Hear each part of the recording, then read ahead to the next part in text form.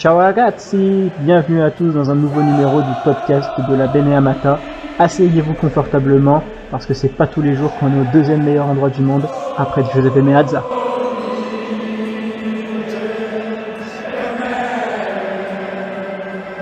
Bonjour à tous et bienvenue dans un nouveau numéro du Focus. Ça fait du bien de se retrouver après cette trêve internationale qui s'est conclue maintenant il y a quelques jours. Place au club maintenant et place notamment à la Serie A et donc logiquement place au derby d'Italie qui nous attend ce dimanche-là entre la Juventus et l'Inter au Juventus Stadium. Et pour en parler sur ce podcast, on reçoit évidemment le Juventini que vous connaissez évidemment, que vous êtes nombreux à connaître. Elvin, comment ça va Elvin?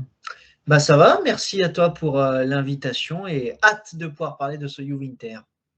Et oui, on avait reçu un de tes amis, un de tes compatriotes, si je puis dire, avec Vito, qui était venu maintenant il y a quelques mois pour nous parler surtout économie sur le podcast. Donc maintenant, bienvenue à toi, Elvin, sur ce podcast. Et du coup, on va évidemment tout de suite vous donner le programme, les gars, sur ce podcast. On va revenir un petit peu, enfin, on va plutôt se projeter sur ce Juve Inter qui arrive. À quel genre de match il faut s'attendre? Qu'est-ce qu'on va attendre de la Juve dans le jeu? Qu'est-ce qu'on doit attendre de l'Inter dans le jeu? Et on reviendra évidemment sur un peu la question qui revient quand on évoque ces deux équipes, c'est la lutte pour le Scudetto, qui est le plus favori, qui est le mieux armé pour cette lutte au Scudetto, et surtout peut-être la question un petit peu moins traitée, c'est est-ce que la lutte au Scudetto s'annonce seulement entre la Juve et l'Inter ou est-ce qu'il faut attendre d'autres participants? Et on reviendra ensuite sur la nouvelle de la journée de ce vendredi qui est tombé maintenant il y a quelques minutes quand on enregistre le podcast. C'est Giuseppe Marotta, Beppe Marotta comme on l'appelle dans le métier, qui a prolongé avec l'Inter jusqu'en 2027.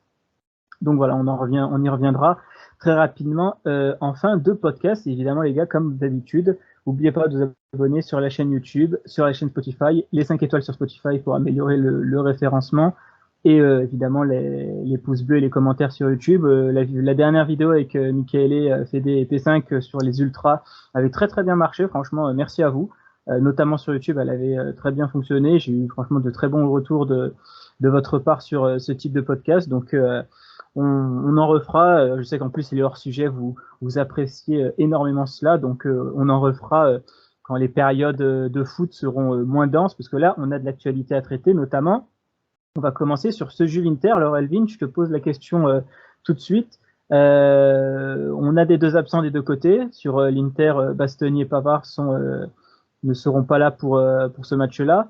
On avait Çalhanoğlu et Arnautovic qui étaient incertains, mais finalement, ils seront là, surtout Çalhanoğlu, qui est un élément essentiel. Et Cuadrado, alors bon, c'est pas trop sur quel pied danser Cuadrado. De base, il était out. Maintenant, il paraît qu'il avait fait une partie de l'entraînement. Donc, est-ce que Inzaghi va au moins l'amener avec lui à Turin pour se donner une solution de repli pour Dumfries, ou est-ce qu'il voudra pas tenter le risque? Bon, je pense qu'on ne le saura qu'au dernier moment. Donc, on a quand même deux absents majeurs en défense par rapport à ça. Elvin, côté Juventus, quels sont les absents à prévoir pour ce match? Eh ben, il y a déjà les forfaits de Timothy Weah, lui est d'ores et déjà forfait, ainsi que Danilo. Alors certains espèrent encore pour Danilo, mais Danilo sera forfait. Il s'est toujours pas entraîné avec le groupe et donc il sera pas à disposition pour ce match-là. À l'heure où on tourne cette vidéo, ce vendredi, il y a encore un petit espoir pour un joueur, c'est Manuel Locatelli, qui ce vendredi matin a fait une partie de l'entraînement avec le groupe. Donc reste à savoir si le samedi et pour la Finito, là, le dimanche matin, il sera avec le groupe pour comprendre si donc il pourra être à disposition de Max Allegri. Autrement, Weston McKennie, Fabio Miretti, Alexandro, qui étaient eux aussi incertains, seront bien présents puisque se sont entraînés avec le groupe cette semaine. Donc Timothée Weah, on est sur un titulaire de l'équipe qui malheureusement du coup ne sera pas là. Danilo aussi, qui avant sa blessure était le titulaire en défense centrale aux côtés de Gatti. Donc c'est vrai qu'il va y avoir aussi deux titulaires du côté de la Juve absents. Pour entrer dans ce match, Elvin, la Juventus, donc comme je l'ai dit, reçoit au Juventus Stadium. Cet aspect du coup domicile dans ce derby d'Italie, avec aussi la Juve qui est 2 points derrière l'Inter, donc qui doit aussi aller chercher une victoire pour repasser devant. Qu'est-ce que tu attends un peu des hommes d'Allegri sur ce match? Est-ce que tu attends une approche quand même plus offensive, plus proactive, parce que il y aura quand même un résultat à aller chercher à domicile, en sachant évidemment que tu seras beaucoup plus attendu à domicile. Est-ce que voilà toutes ces configurations, tu attends quel type de match pour la Juventus d'Allegri? On va dire que la Juve d'Allegri ne sait pas avoir clairement le ballon face au gros, ou c'est rare qu'elle ait le ballon face au gros. Donc je m'attends plutôt à l'Inter qui fait le jeu et la Juve accepte et donc repart par contre-attaque. C'est vrai que malgré tout, c'est un derby d'Italie, donc on ne sait jamais concrètement ce qui peut se passer, parce que Inzaghi pourrait aussi accepter de laisser le ballon à Allegri, sachant que malgré tout, la Juve a de la rapidité devant. Je ne m'attends pas à un grand spectacle, parce que ce sont deux équipes qui vont lutter pour le Scudetto, deux rivaux, un match qui va être électrique. Le dernier au Stadium la saison dernière avait été extrêmement électrique, avec malheureusement de mauvais épisodes de racisme qui avait concerné Lukaku, mais ça avait fini malheureusement un peu d'une mauvaise manière, avec Cuadrado qui avait failli se battre avec Lukaku, carton rouge, etc. des deux côtés. Donc il y a toujours ce sens électrique de ce Juve Inter, mais d'un point de vue du jeu, de la construction, je m'attends peut-être un peu plus à l'équipe d'Inzaghi qu'est le ballon, parce que l'équipe d'Allegri, tout simplement, est une équipe qui n'aime pas avoir le ballon, et cette saison face au gros, elle l'a plutôt démontré. Aussi, à domicile, Elvin, on sait que les Juve Inter, donc qui se jouent au Stadium sur les récentes années, à part le fameux 3-2 qu'on a connu fin de saison de Pirlo, c'est souvent des matchs qui n'ont jamais dépassé les 2 buts, 1-0, 1-1, 2-0, comme ça. Donc c'est vrai qu'on n'avait pas l'habitude d'avoir beaucoup de buts. Donc c'est un peu, on en parlait sur Team Serie A un peu avant cette trêve internationale, Elvin. Est-ce que on peut déjà peut-être revoir des ambitions à la baisse en termes de spectacle dans ce match? On sait que la Juve d'Allegri est une Juve assez pragmatique aussi dans ce qu'elle propose dans le jeu. On sait aussi que l'Inter d'Inzaghi, malgré l'avalanche de buts, on sait que Inzaghi veut un Inter très rationnel, loin, on va dire, d'une certaine patte Inter comme qu'on a pu connaître ces dernières années, et veut un football très rationnel, pragmatique, et ne veut pas emballer le match pour éviter d'en perdre le fil. Est-ce que voilà, on part aussi un peu sur le style de match qu'on a déjà eu un peu, Elvin, lors des précédents Jeux Inter? Est-ce qu'on s'attend à un 1-1 avec un petit but de chaque côté sans grand spectacle? Ou est-ce que tu dis peut-être que ce match va faire exception et va nous proposer un peu plus de spectacle? Je ne vais pas mentir aux personnes qui écouteront ce podcast en disant je m'attends à un 4-0 de l'Inter ou un 4-0 de la Juve ou un match avec 6 buts.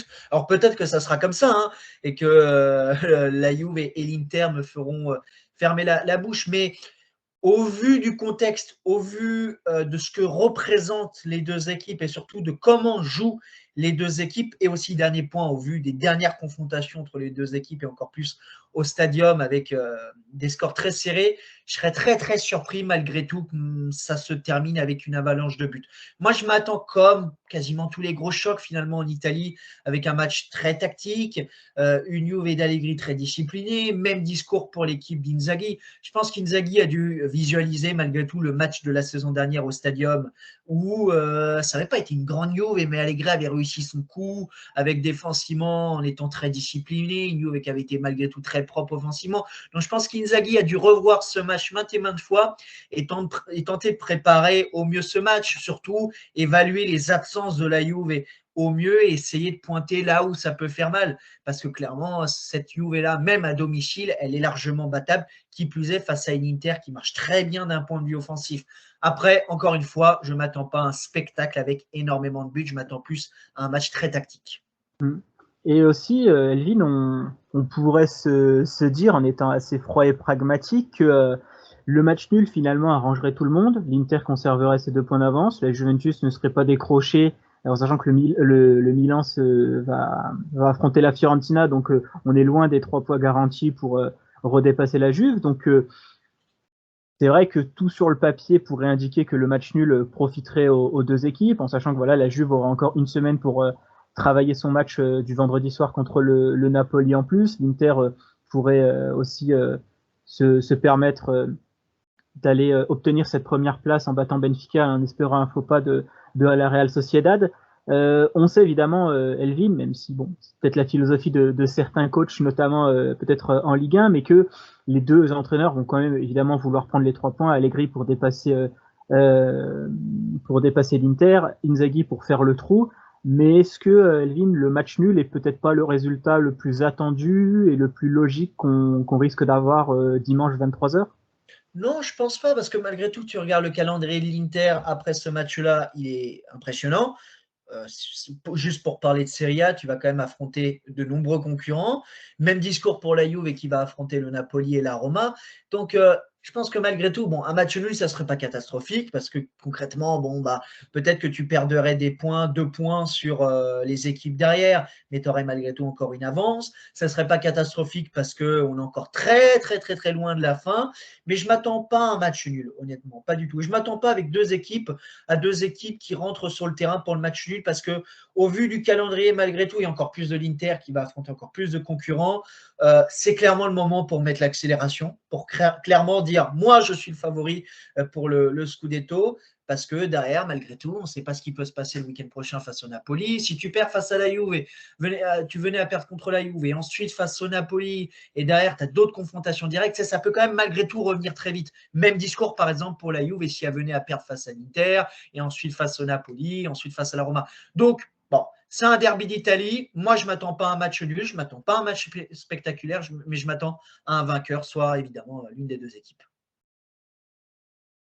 Et notamment les 2 derniers matchs qui ont eu lieu entre la Juve et l'Inter, je prends évidemment les 2 matchs qui ont eu lieu en Serie A et non pas en Coupe d'Italie.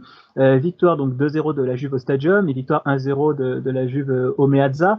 L'année dernière, Elvin, on avait une Inter qui du coup n'a pas marqué un seul but face à la Juve, qui notamment plus que sur le match aller en première mi-temps avait les occasions pour au moins ouvrir le score, mais ne les a pas saisis. C'est aussi un peu répétitif du côté de l'Inter, parce qu'il y avait le fameux match avec le penalty d'Dybala sur la faute de Dumfries sur Alexandro, où l'Inter menait 1-0 et la Juve égalise aussi un but partout avec l'Inter qui avait aussi d'autres occasions un peu avant ce match. Donc on sent aussi un peu, Elvin, que du côté de l'Inter, il y a cette difficulté aussi un peu d'aller battre la Juve sur certains moments. Alors finalement, elle y est arrivée sous Conte ou sous Inzaghi en Coppa Italia aussi notamment. Mais c'est vrai qu'en championnat l'année dernière, on a eu, on va dire, 2 matchs un peu ratés du côté de l'Inter et aussi cette difficulté à aller désamorcer un peu le bloc bas de la Juve d'Allegri, notamment comme je dis sur voilà 2 matchs aucun but marqué.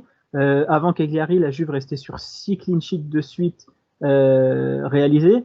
Est-ce que quand même, défensivement, la Juve est peut-être très certainement aussi la meilleure équipe d'Italie dans ce domaine-là, avec mine de rien, si on prend en termes de chiffres, voilà, défensivement, la Juve encaisse très très peu de buts, en sachant que par rapport aux joueurs qui la composent, Rougani, on n'est pas non plus sur du top 5 défenseurs Europe. On a Bremer aussi qui réalise une excellente saison, une top saison, qui peut être le meilleur défenseur de Serie A cette saison. Est-ce que tu vois encore un scénario similaire à l'année dernière, Elvin, une Inter qui a du mal à désamorcer le bloc bas de la Juve et qui peut, à la 63e minute, sur un contre de la Juve, prendre un but et rideau et fin de match, entre guillemets? Marquer face à la Juve, c'est jamais simple, encore plus cette saison, parce qu'elle a encaissé 7 buts, si je ne me trompe pas, mais quand même 4 de ces 7 buts dans un même match, c'était contre Sassuolo. Donc ça reste quand même 3 buts en 11 matchs. Donc c'est sûr que ce n'est pas une équipe qui concède beaucoup. Qui plus est au Stadium, où l'Inter est une équipe qui a beaucoup de mal au Stadium, elle gagne peu depuis la création de l'Alliance Stadium, elle a gagné assez peu de fois. Donc c'est vrai qu'il y a toujours des difficultés. Maintenant, l'Inter elle a largement l'armada offensif pour mettre en difficulté la Juve. Même si, il faut le dire, l'Inter d'Inzaghi est une équipe qui crée beaucoup, mais qui ne marque pas assez pour le nombre d'occasions créées. C'est une équipe qui a une facilité plutôt assez impressionnante de se créer des occasions, mais dans beaucoup, beaucoup de matchs, à chaque fois, tu finis à la mi-temps avec un 0-0 parce que ça n'arrive pas à conclure et tu arrives à t'en sortir en deuxième mi-temps grâce notamment à la qualité. Donc, évidemment qu'il va falloir un Lautaro, un Thuram peut-être plus tueur dans la surface de réparation parce que c'est peut-être les matchs où tu as moins d'occasions. Par exemple, je me souviens de l'occasion de Lautaro la saison dernière au Stadium qui la loupe. Tu vois, c'est des détails qui font la différence. Mais sur le papier, certes, peut-être que la Juve est impressionnante, j'ai même pas envie de dire impressionnante, mais est forte défensivement, mais l'Inter a largement les capacités pour mettre en difficulté cette équipe-là. Il faut plus d'efficacité pour l'Inter parce que malheureusement, c'est une équipe qui crée beaucoup, mais qui ne marque pas assez selon moi. Mm. Et notamment, tu parlais de l'Inter, il y a les doublettes d'attaque de chaque équipe. Hein. Lautaro, Thuram, bon, les deux ne se sont pas blessés en période de trêve internationale, donc ça c'est une bonne nouvelle. Et du côté de la Juve, euh, bah, du coup, Elvin, j'ai envie de te poser la question, quel duo d'attaque on va avoir? Alors évidemment, logiquement, on serait tenté de dire Chiesa-Vlahovic, et c'est peut-être normalement le duo le plus logique qui devrait être aligné, mais Milik a planté pas mal de buts décisifs, Keane était plutôt en bonne forme aussi sur les dernières semaines, même si bon, il a manqué aussi de réussite, notamment contre les Las Vérone il y a quelques semaines. Sur le point de vue aussi offensif, Elvin, qu'est-ce que tu attends aussi du côté de l'Inter face à la Juventus? Est-ce que tu attends une Inter qui va être peut-être au début plus prudente en attendant de voir un peu comment le match va se dérouler? Ou est-ce que tu penses qu'Inzaghi va demander à ses joueurs de tout de suite évidemment attaquer, tout de suite essayer de récupérer les ballons hauts, quitte peut-être à prendre des risques dans la défense, sachant comme j'ai dit, hein, la défense ça sera Acerbi, De Vrij, Darmian. On n'est pas sur les défenseurs les plus rapides de la Serie A. Quelle approche t'attends de l'Inter pour ce match? Ah, mais l'Inter va arriver à Turin pour gagner, là-dessus, j'ai aucun doute. Encore une fois, elle a largement la capacité pour mettre en difficulté, parce qu'on parle d'un duo d'attaque qui marche très bien, Thuram Lautaro, mais c'est surtout une Inter très équilibrée, surtout sur les côtés, qui peut faire très mal. Et la recette, elle peut être là sur les côtés. Sur le côté gauche, Di Marco, on le présente même plus, il peut te faire n'importe quoi à n'importe quel moment. Sur le côté droit, ça peut aussi faire très très mal. Au milieu de terrain, il y a un équilibre assez fou qu'a réussi à trouver Inzaghi. Donc, moi, je m'attends à un Inter qui a peut-être plus le ballon, qui va tenter de construire. D'un point de vue offensif, je répète ce que j'ai dit tout à l'heure, mais il faut plus de méchanceté parce que l'Inter est parfois trop gentil avec ses adversaires. Parce qu'encore une fois, il n'y a pas de souci à se créer d'occasion. L'Inter n'a pas de souci pour se créer d'occasion. Mais c'est l'équipe qui, certes, a le plus marqué cette saison en Serie A. Mais tu te dis que l'Inter peut marquer facilement cette saison 7-8 buts supplémentaires s'il y a un peu plus de méchanceté devant le but. Là, c'est ton concurrent direct. Tu ne peux pas lui faire de cadeau. Donc, il n'y aura peut-être pas 15 000 occasions dans ce match pour l'Inter. Il y en aura peut-être 5 grosses occasions. Ben, il va falloir les mettre parce que c'est ça les grands rendez-vous. Et si l'Inter d'Inzaghi veut prouver que c'est une équipe qui peut lutter concrètement pour le Scudetto, ce qui est le cas, et que c'est la grande favori, il va falloir être méchante avec ton principal concurrent. Donc, d'un point de vue offensif, je m'attends à Inter qui crée, qui met en difficulté la Juve, et surtout sur les côtés, et dans la surface, une Inter qui doit être plus méchante. Alors Elvin, pour finir sur cette partie match, j'aimerais pour toi, et je me prêterai au jeu juste après, que tu me donnes un peu les trois duels clés, entre guillemets, les trois face-à-face du match que tu vois. Voilà, quelle confrontation individuelle entre deux joueurs, un de l'Inter et un de la Juve, t'attends impatiemment aussi pour ce derby d'Italie? Alors, déjà, il y a cette position de regista. A priori, ça sera Adrien Rabiot qui sera titularisé là, dans cette position de 6 si Locatelli n'est pas là. Donc, c'est vrai que savoir comment Adrien Rabiot va gérer le truc face quand même à un milieu de l'Inter qui est en forme et notamment un Çalhanoğlu qui est capable de gérer toute la patte et toute la manœuvre interiste. Donc, déjà, au milieu de terrain, dans la globalité, le milieu à 3 de l'Inter et le milieu à 3 de la Juve, parce que ce sont deux équipes qui jouent en 3-5-2. Donc, la bataille du milieu va être extrêmement intéressante. Autre point, c'est sur les côtés, notamment ce côté gauche, Di Marco qui est le grand point fort de l'Inter d'Inzaghi. Donc, comment Allegri va essayer de gérer ça A priori, il mettrait Cambiasso à droite. Donc, là aussi, voir un petit peu comment Cambiasso pourrait gérer les approches de Di Marco. Et évidemment, l'autre duel, c'est d'un point de vue offensif. Je suis très, très curieux de savoir comment Lautaro va tenter de se débrouiller face à un Bremer en grande forme ou un Gat qui est aussi en bonne forme. On dit souvent que Lautaro est un joueur qui apprécie jouer face aux défenseurs physiques, qui aime apprécier le duel. Donc, je pense que ça va être un beau test pour Lautaro cette saison d'affronter Gatti et Bremer. Donc, d'un point de vue offensif, sur le côté gauche et ce duel au milieu de terrain, c'est les trois clés, selon moi, de ce match-là. Alors pour vous donner un peu mes trois duels que j'attends de voir aussi, déjà Alors, c'est peut-être pas le premier qui saute aux yeux, mais moi, le Darmian Chiesa, s'il est titulaire, mais bon, j'ai pas de doute que Chiesa soit titulaire. J'ai bien envie de voir parce qu'autant Darmian a très bien su gérer un Leao en Ligue des Champions quand il a pu le jouer, autant peut-être il s'est fait avoir sur la seule occasion aussi du match lors du Derby d'Italie, le 5-1, et ça a donné but. Donc là, Darmian ne va pas pouvoir aussi commettre cette erreur une deuxième fois. Donc voilà, Pavard devait jouer, mais finalement il s'est blessé. Donc Darmian Chiesa, c'est un duel que j'attends.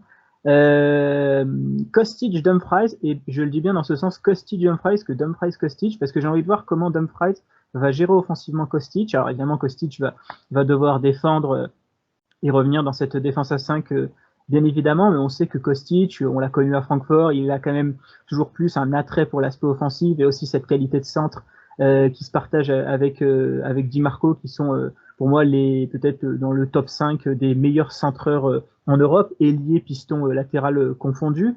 Donc j'ai envie de voir aussi comment Dumfries va le gérer, et surtout, est-ce que Dumfries va prendre l'ascendant sur lui, donc c'est-à-dire le contraindre à défendre pour que Dumfries attaque énormément, donc à voir comment Inzaghi va attaquer, et surtout quand Kostic va attaquer l'espace, parce que je pense qu'on aura beaucoup d'actions de ce genre-là, comment Dumfries va réussir à défendre, parce que on va voir un peu si ses qualités défensives se sont améliorées. Et le troisième, entre guillemets, duel que j'ai bien envie de voir, j'ai envie de voir comment Thuram va se débrouiller face à cette défense sûrement regroupée de la Juventus.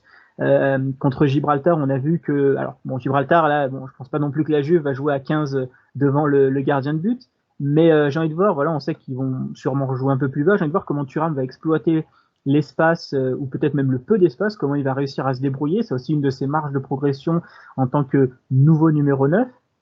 Donc ça, c'est aussi un duel qui m'intéresse, et je pense que le match basculera pour pour l'une ou l'autre équipe, justement dans ces trois duels-là. Est-ce que Chiesa va réussir à dépasser Darmian? Qui de Kostic ou Dumfries va réussir à contraindre l'autre à défendre? Et est-ce que la Juve pourra ou non gérer Marcus Thuram? Ouais, intéressant, intéressant. Surtout que tu as relevé Chiesa, je ne l'ai pas relevé, parce que ça sera un titulaire dans cette Juve. On ne sait pas qui accompagnera Chiesa, mais si c'est le Chiesa de la nationale, il y a de grandes chances qu'il mette en difficulté parce que bon, la qualité d'un joueur, elle est toujours là. Dernier point, je dirais, comment la Juve va réussir à construire d'un point de vue offensif, ou c'est peut-être l'équipe la moins flamboyante d'un point de vue offensif dans les favoris de Serie A, celle qui marque le moins, celle qui crée le moins.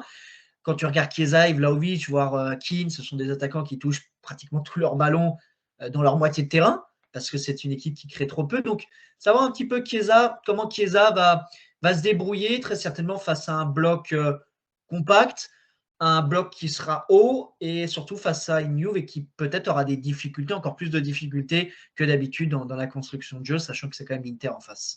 Mhm. Il y a aussi, du coup, vu qu'on a parlé du match, on va se projeter un peu sur aussi cet aspect Scudetto. Elvin, je sais qu'avec Cédric, vous avez fait un podcast pour parler aussi sur cet aspect Scudetto. Moi, comme je l'ai dit dans le sommaire, j'aimerais plus l'engueuler sur le fait que l'Inter est favori pour le Scudetto, la Juve est aussi dans les favoris pour le Scudetto, malgré ce que nous disent nos amis Allegri et Giuntoli. Bon, après, chacun se renvoie un peu la patate chaude, chacun se renvoie un peu le favori. Marotta l'a fait aussi il y a quelques jours, donc on connaît comment ça se passe en Italie, remettre la pression à chaque fois sur le concurrent. Mais du coup, voilà, même depuis quelques jours, surtout avec ce qui s'est passé entre Milan et l'Udinese et leur défaite, et un peu ce qui se passe à Milan ces derniers temps, on exclut Milan de la course au titre, on exclut aussi du coup le Napoli de cette course au titre, avec aussi leur nouvel entraîneur Mazzarri qui revient.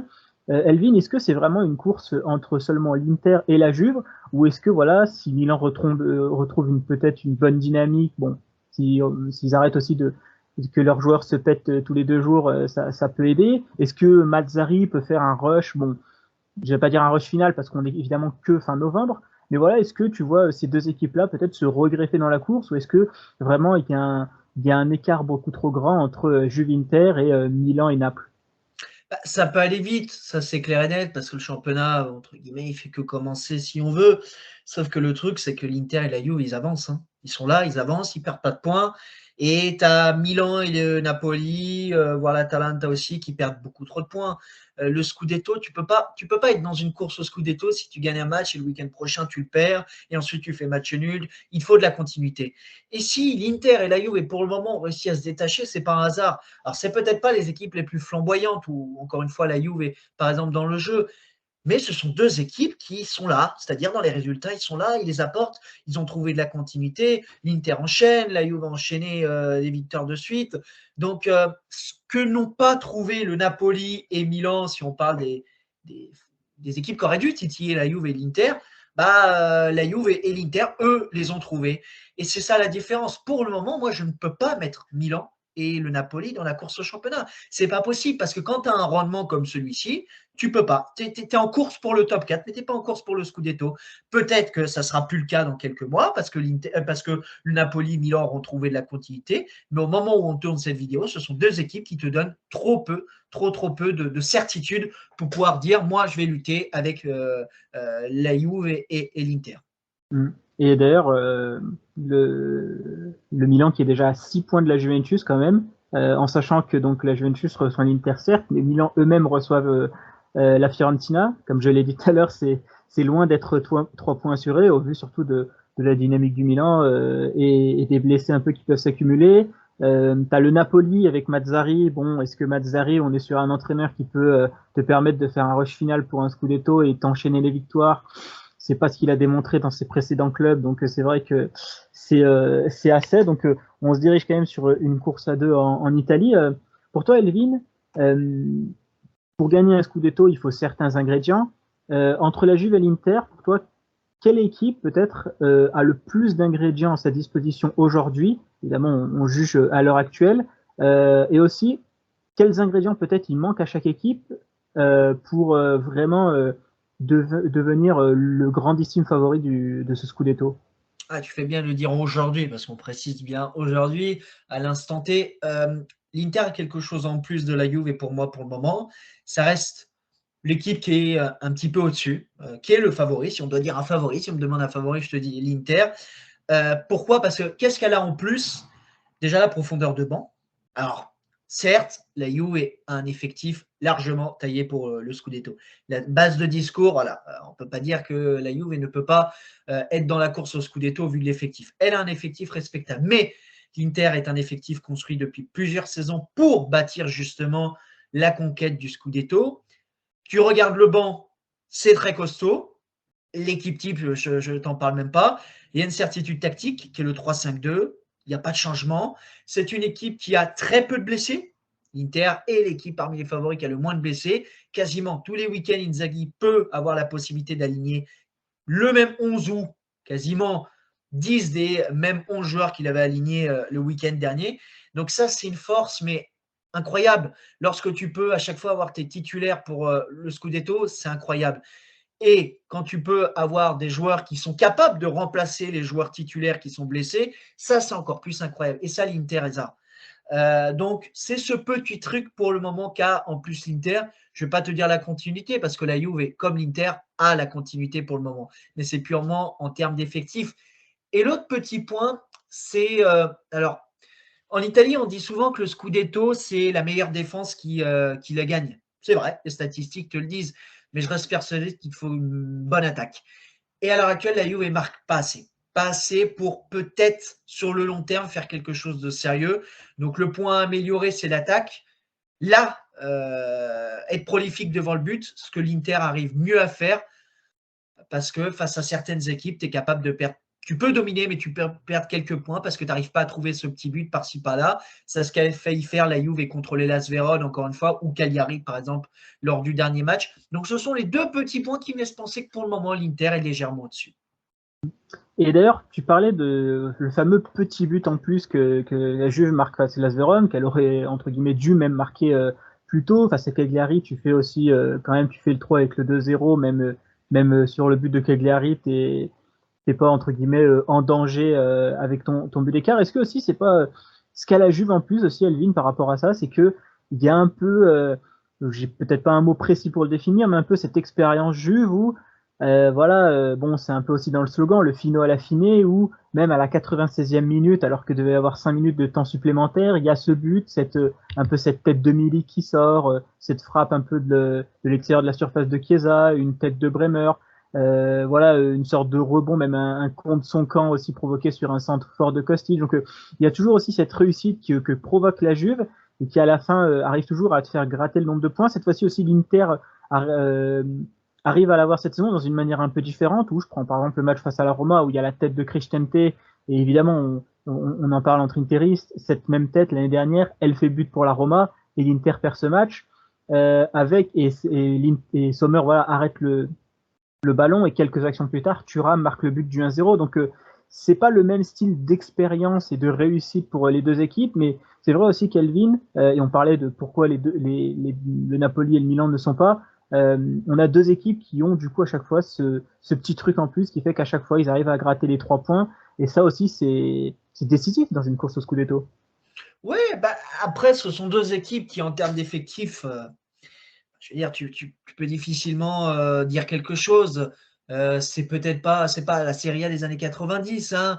C'est pas l'Inter des années 90, c'est pas la Juve des années 90, mais c'est des effectifs qui sont peut-être au-dessus, très certainement, de Milan du Napoli, et ça fait peut-être la différence parce que tu as ce petit truc qui est avec toi, parce que tu as cette qualité supplémentaire qui te permet d'avoir le but à la 96e alors que tu galères contre le 18e du classement. Mais quand on regarde malgré tout ça, l'Inter et la Juve, à l'heure actuelle, ils n'ont absolument pas volé leur place. Ouais, ils ont peut-être marqué à la 96e par moment, ils ont réussi à avoir 3 points comme ça, mais ils l'ont mérité, les 2 premières places. Donc tu ne peux pas parler de chance ou de je ne sais pas quoi. L'Inter et la Juve n'ont pas plus de chance que d'autres équipes. Ils ont tout simplement de la continuité, ce que n'ont pas les autres. Point. Et pour finir un peu sur ce match Juve-Inter, on parlera un peu de l'actualité qui s'est passée dans dans cette journée. Est-ce que Elvin, on est sur un match pas décisif pour le titre quand même, parce qu'encore une fois, si l'Inter gagne contre la Juve et perd contre le Napoli et que la Juve gagne son prochain match, bah, ça servira à rien d'avoir gagné contre la Juve. Mais est-ce que, j'aime pas trop cette formule, mais j'ai que celle-là, est-ce que l'équipe qui gagne peut, entre guillemets, envoyer un message à la Serie A pour se revendiquer peut-être favori pour la lutte au Scudetto?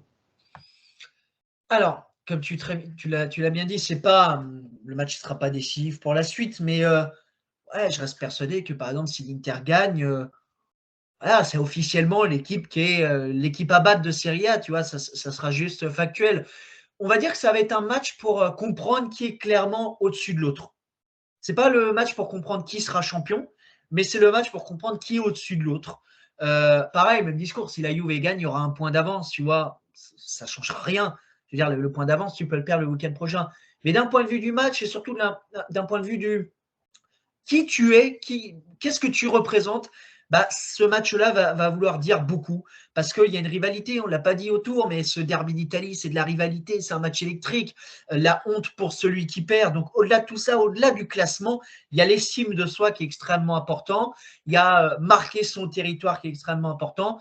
Donc selon moi, c'est avant tout un match pour le symbole au-delà de savoir qui va gagner le Scudetto. C'est-à-dire comprendre clairement qui est au-dessus de l'autre pour dire à l'heure actuelle, moi, il va falloir aller me chercher. Voilà. Elvin, on va terminer ce podcast avec, comme j'ai dit, la petite actualité de la journée. C'est BP Marotta, qui, voilà, information de Di Marzio, qui est sorti maintenant il y a quelques heures, un peu à la surprise générale, où Marotta a prolongé son contrat du coup avec l'Inter jusqu'en 2027. Il avait déjà prolongé, je crois, jusqu'en 2024, voire 2025, à voir selon les contrats.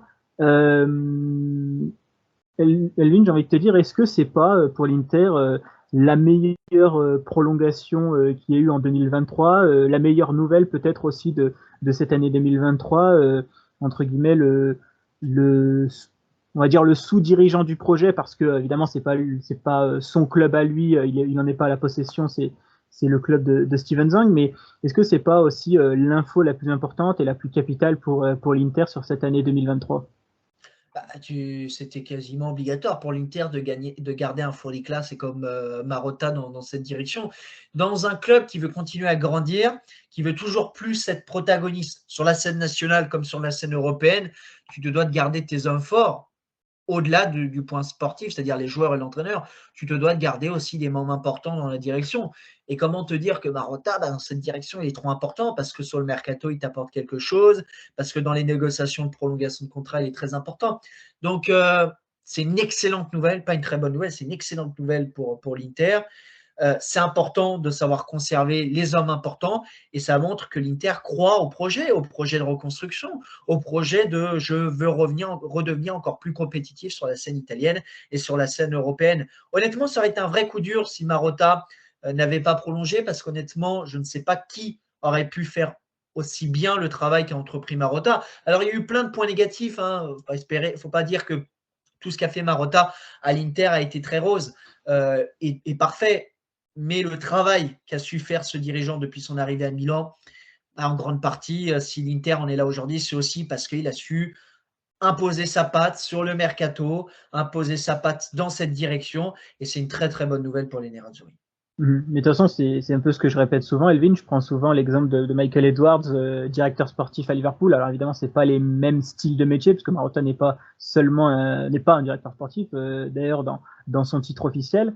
Mais voilà, même Michael Edwards, qui est considéré comme l'un des meilleurs directeurs sportifs, si ce n'est le meilleur sur les dernières années, lui aussi a fait des erreurs de recrutement, lui aussi a fait des erreurs dans les choix de politique et évidemment la perfection dans le milieu du sport et même partout n'existe pas, mais c'est vrai que dans le travail réalisé, quand on fait le poids des bonnes choses qu'a fait Marotta et peut-être des mauvaises choses, la balance penche très clairement du côté positif.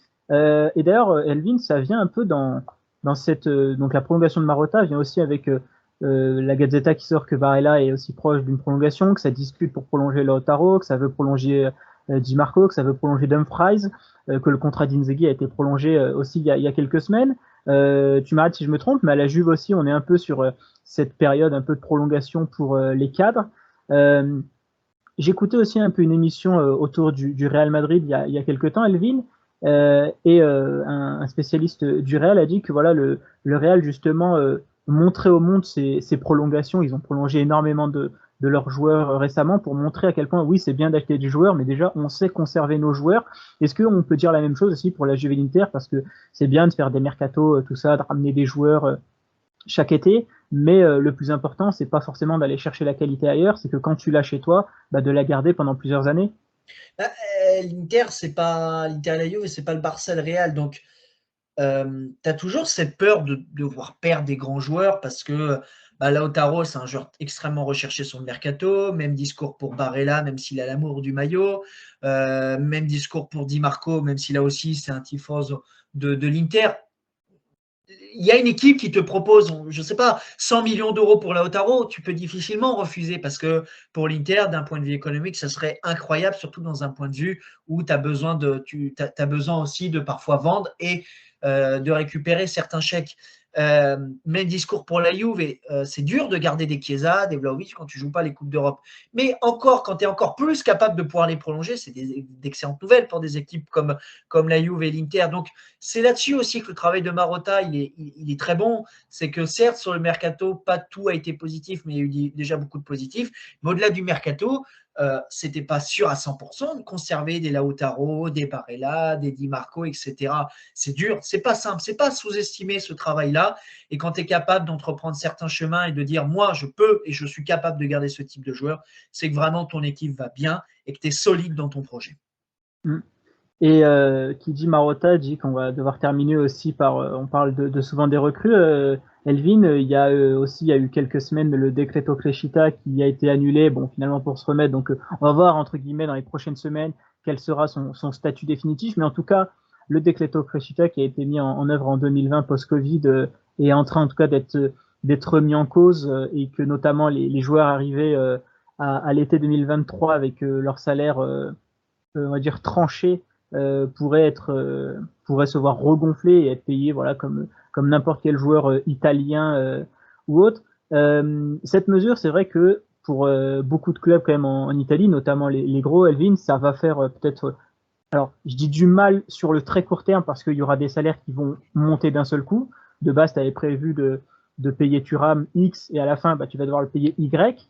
Mais est-ce que toi, sur le moyen terme et notamment aussi sur le long terme, dans les 3 à 5 prochaines années, Elvin, est-ce que tu le vois aussi comme finalement une bonne nouvelle où bah, finalement, on va peut-être pas prendre le joueur de Bundesliga qui coûte 15 millions d'euros, mais on va se tourner vers le joueur de Serie A qui coûte aussi 15 millions d'euros et qui, lui, sera mis en valeur, bien évidemment, pour le club en premier, mais aussi pour la nationale par la suite, parce qu'on a vu que quand en sélection, il s'agit d'aller prendre des joueurs pour la nationale à chaque trêve internationale ou pour les compétitions, ben, on doit appeler Retegui qui joue en Argentine, on doit essayer de naturaliser un Jorginho, on doit voilà, soit naturaliser beaucoup, on a essayé de naturaliser aussi Mathias Soulé, joueur de la Juventus notamment, Carlos Augusto aussi a dit, lui aussi il a préféré rejoindre le Brésil, donc est-ce que tu sens des aspects positifs peut-être sur le fait qu'on puisse supprimer ou au moins enlever partiellement les bénéfices qu'ont apporté le Decreto Crescita? Ah mais totalement. J'ai envie de dire, laissons la chance aux jeunes Italiens. Laissons la chance. Alors ça, c'est un problème plus profond. On pourra en parler pendant des heures et des heures, mais aujourd'hui, c'est une question de mentalité. Là, on parlait en l'occurrence de la Juve, et qui est peut-être le club pionnier en Italie dans la chance donnée aux jeunes parce qu'il y a eu un projet qui a été créé avec la Next Gen. Et aujourd'hui, tu le vois, malgré tout, en équipe première, ce ne sont pas tous des Italiens, mais ce sont des jeunes du centre de formation qui sont là, à commencer par les Fagioli, les Miretti, les Soulé, les Kenan Yildiz, les Link Junior, les Husen, les Kenan. Enfin, tu as vu, il y a beaucoup, beaucoup, beaucoup de joueurs. En Italie, aujourd'hui, tu regardes les gros clubs, il y a trop peu de joueurs du centre de formation, à commencer par l'Inter, il n'y a quasiment aucun joueur du centre de formation. Un seul. Voilà, un seul. Tu vois, Milan, il y en a encore trop, trop peu. Le Napoli, pareil, où c'est des joueurs qui n'arrivent pas à exploser, etc. Tout simplement parce que tu ne leur donnes pas leur chance. Alors certains vont trouver l'excuse de ouais, bah, ils ne sont pas assez bons. D'accord. Mais si tu leur donnes pas leur chance, ça va être compliqué de les évaluer. Mais parce qu'il y a cette sensation aujourd'hui qu'en Italie, il n'y a plus le temps. Tu sais, il faut tout de suite avoir le résultat, etc. C'est aussi le football qui demande ça.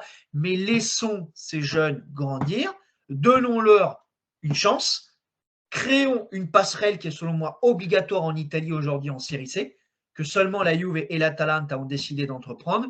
L'Inter, moi j'étais présent lors d'une réunion où Agnelli disait au stadium avec le président de la Ligue italienne, je ne souhaite que ça, qu'en Italie, d'autres clubs créent des passerelles, parce que le football en a besoin, le football italien. Aujourd'hui, ce n'est pas normal qu'il y ait seulement 2 clubs professionnels, qu'il y ait un club en Série C. Ça ferait tellement de bien à l'Inter, tellement de bien à Milan, tellement de bien à Napoli, tellement de bien à la Roma. Alors oui, c'est économiquement, ça représente quelque chose. Mais c'est surtout donner de la valeur à ton centre de formation, parce qu'aujourd'hui en Italie, tout simplement, c'est quasiment impossible qu'un joueur de la Primavera passe directement en équipe première, parce que tu as un gap qui est trop important. Un step qui est trop important, un niveau qui est totalement différent. Donc aujourd'hui, donnons-leur la chance, mettons-les dans les meilleures conditions possibles et créons ce fichu projet en Série C, parce qu'une passerelle doit être créée pour les grands clubs. Et tu parlais aussi du coût économique, mais il y a beaucoup de clubs en Europe. Je prends aussi Benfica qui forme ses jeunes joueurs et ça représente aussi un coût pour Benfica, mais à la fin, ils vendent aussi leurs joueurs. Donc en Italie, malheureusement, c'est la réalité. On n'est plus le championnat des années 90, donc on peut pas les garder. On pourrait pas toujours garder un joueur. Si à un moment donné, Chelsea arrive et pose 100 millions sur Chiesa ou Lautaro, il y a 80% de chances, 90, que les 2 joueurs partent parce que les clubs auront du mal à refuser. Donc s'il y a un jeune qui perce dans ton centre de formation, voilà, je prends par exemple l'exemple d'un Link Junior, même s'il joue peut-être moins en ce moment, et que tu arrives à le valoriser à 20, 30, 35 millions d'euros, eh ben c'est un mec que tu auras vendu 35 millions d'euros, qui t'aura coûté très très peu. Bon, voilà, les coûts de formation, mais bon, entre guillemets, c'est infime par rapport aux indemnités de transfert que on peut donner actuellement. Et voilà, donc finalement, tu auras réussi à rentabiliser, si je puis dire, ton investissement. Et c'est vrai que bon, l'Inter s'est penché, comme tu le disais, t'es penché sérieusement plutôt sur la création de cette équipe réserve en Série C. Alors, est-ce que évidemment pour cette année, évidemment c'est mort. Est-ce que pour l'année prochaine ça aura lieu? Il faut voir. Pour le moment, il faut voir aussi si le projet, si le dossier avance bien. Mais c'est vrai aussi que on entend souvent aussi un peu Elvin de oui, mais on n'a pas Bellingham en Italie, oui, mais on n'a pas Mbappé en Italie, ou on n'a pas Pedri, ou même le fameux on n'a pas Gavi. Je prends souvent l'exemple de Gavi parce que lui, c'est directement centre de formation, il est resté au club. Gavi, pour qu'il joue, alors évidemment, le fameux enfant de la crise, il y avait beaucoup de blessés, donc il fallait qu'il joue, mais bon, à la fin, mine de rien, la Juve, c'était aussi un peu le même scénario pour Demiretti, Fagioli, il y a eu des blessés, donc ils ont pris leur chance, ils l'ont saisi, mais à la fin, Elvin, c'est une question de chance donnée. Gavi ne serait pas devenu Gavi si Xavi ne lui avait pas donné du temps de jeu et qu'il n'aurait pas enchaîné les matchs aussi justement avec le Barça. Donc c'est peut-être Elvin une excuse un peu facile et une volonté aussi de rester dans l'immobilisme que de dire oui mais on n'a pas ces jeunes talents-là. Le problème c'est qu'on leur a jamais donné leur chance et plus que donner leur chance parce que je rentrais 5 minutes contre les Las Véron à domicile, j'appelle pas ça donner une chance, mais voilà, les voir titulaires et surtout au-delà des titulaires ou donner leur chance, c'est jouer avec continuité et peut-être en Italie voir un jeune de moins de 21 ans jouer avec continuité dans son club de formation, c'est très rare si je puis dire. Ah oui, mais de toute façon, il faut prendre conscience qu'un joueur d'un centre de formation en Serie A, qu'il soit italien ou non, a pas moins de talent qu'un autre joueur de centre de formation de Bundesliga, de Ligue 1 ou de Liga. Tout réside dans la confiance donnée à ce jeune-là. Si tu le mets dans les meilleures dispositions, si tu lui fais confiance, ça marchera, ça marchera. Ou peut-être qu'il y aura des épreuves difficiles, mais il y aura des chances que ça marche. Aujourd'hui, on leur donne même pas la chance. Comment tu veux espérer que ça marche? Comment tu veux espérer que la nationale ou que les clubs italiens arrivent à sortir des jeunes intéressants si derrière tu leur donnes pas leur chance? Moi, je veux pas dire ça, mais enfin, je veux dire, aujourd'hui, il y a l'exemple de la Juve qui est le grand exemple en Serie A. Personne n'aurait pu parier que tu allais avoir des Fagioli, des Miretti en tant que titulaire, que tu allais avoir deux énormes talents comme Dean Huijsen et Kenan Lidic, et je te l'assure à 100% qu'ils ont été demandés lors du mercato. La Juve a fermé la porte et ce sont deux des plus grands jeunes talents du football mondial, etc. Qu'aujourd'hui, tu as un Mathias Soulé qui vaut plus de 25 millions sur le mercato parce qu'il s'éclate en Serie A, mais parce que tu leur as donné la chance. Parce que tu leur as dit, nous, on te donne une chance, tu l'as saisie et ils l'ont saisie. Donnons cette chance à ces jeunes-là. Dans le centre de formation de l'Inter, il y a de la qualité. Dans le centre de formation de Milan, il y a de la qualité. Osons le dernier pas. Osons le dernier pas et ça marchera. Et il y aura forcément des jeunes talents qui sortiront. Si ça a marché côté Juve, et ça peut et ça doit marcher lors des autres clubs. Mais tant que d'autres clubs ne suivront pas le mouvement, ça ne pourra pas fonctionner pour le football italien. Et on finit sur ça d'ailleurs, Elvin. Souvent, je fais des quiz à la fin des podcasts quand il y a plusieurs intervenants et à la fin, on regardait un petit peu et on est tombé sur des questions sur à quel âge on marquait les plus jeunes joueurs au Milan. Et tu avais des Maldini qui marquaient à 17 ans, 18 ans, d'autres joueurs aussi du Milan qui marquaient des grandes stars aussi du Milan, du centre de formation ou de l'Inter, ou Bergomi, il avait marqué à, je crois, 15 ans et 10 mois, quelque chose comme ça. Bergomi, c'était pas en 2013 qu'il est sorti du centre de formation et autres. Donc, pourquoi aussi avant, Elvin, moi, c'est vraiment une question peut-être que j'ai du mal à expliquer. Pourquoi avant, dans une grande Serie A, Maldini commençait ses matchs et enchaînait très tôt, Bergomi commençait très tôt à l'Inter et enchaînait très tôt, à la Juventus aussi, les joueurs du centre de formation déjà avant jouaient très tôt et continuaient à jouer avec continuité très tôt. Et ça a continué dans les années 90. Totti a joué aussi très tôt à la Roma et autres. Et pourquoi, pour toi déjà, quand est-ce qu'on a perdu ce feeling de faire jouer des jeunes assez tôt et de leur donner de la continuité et surtout pourquoi on l'a perdu ce truc qui était aussi caractéristique de la Serie A des années 90.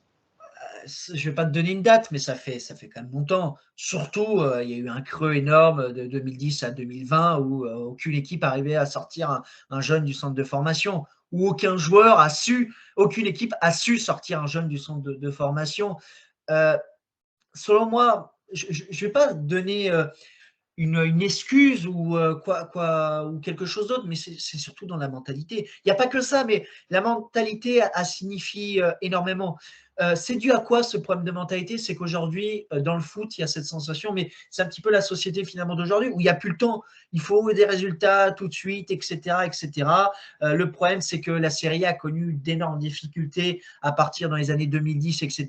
C'est qu'il n'y avait plus le temps pour donner la chance aux jeunes parce que il y allait avoir des critiques.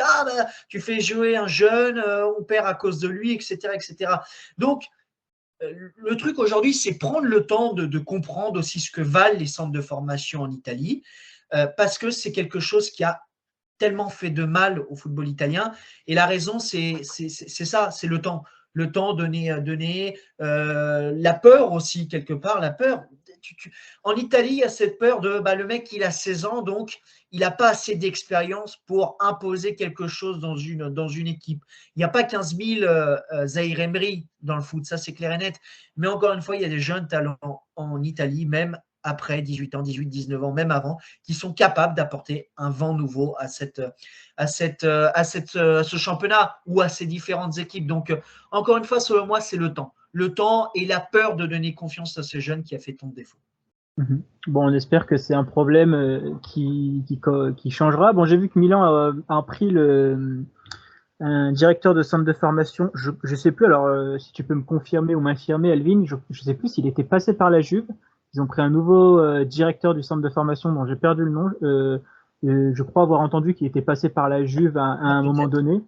Donc voilà, il y a des volontés entre guillemets de le faire. L'autre principale information, malgré tout, on en parle, mais c'est quand même que Milan va convoquer un jeune de 15 ans, Camarda du centre de formation. Donc bon, comme quoi, il a 15 ans, donnons-lui la chance. Peut-être que face à la Fiorentina, il te fera une superbe entrée, qui te marquera le but. Peut-être pas, mais si aujourd'hui on doit prendre des risques en Italie, il faut les prendre. Voilà, point barre, parce que ces jeunes-là ont de la qualité. Si côté Juve ça a marché, je le répète, ça marchera dans les autres clubs.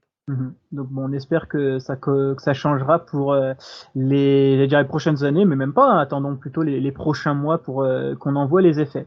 Eh bien, écoute, Elvin, je te remercie pour ce podcast. Grand plaisir du coup de l'avoir fait. On avait fait quelques lives du coup ensemble sur Team Serie A avec Michaele, mais tu n'avais pas encore pu venir dans le podcast, donc chose faite maintenant.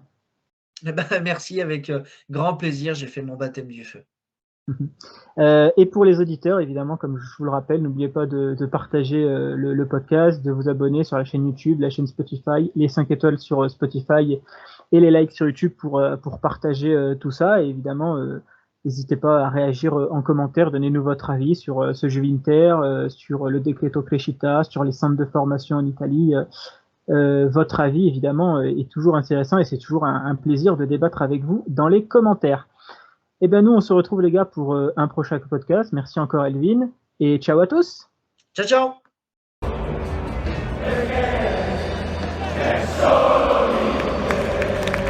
Merci à tous d'avoir suivi le podcast. N'oubliez pas de lâcher un like, de vous abonner et on se retrouve très prochainement pour un prochain podcast. Ciao tutti!